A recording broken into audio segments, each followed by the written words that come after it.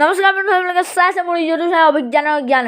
তো পোনপ্ৰথমতে মই সকলোকে নৱবৰ্ষৰ শুভেচ্ছা দিছিলোঁ। আজি মই এটি কবিতা লিখিছিলোঁ। কবিতাটিৰ নাম নতুনৰ সুবাস। তো বলক কবিতাটি শুনো।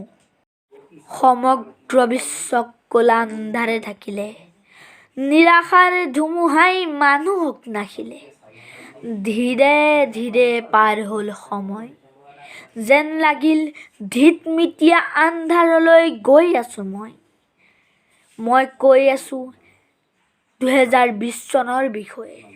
দিনবোৰ কটাইছিলোঁ কান্দোনেৰে। সকলো মানুহৰ বেয়া দিন চলিছিলে, সময়ে ৰুদ্ৰমূৰ্তি ধাৰণ কৰিছিলে। সকলো মানুহৰ এটাই কথা, বেয়া দিন শেষ হ'ব কেতিয়া।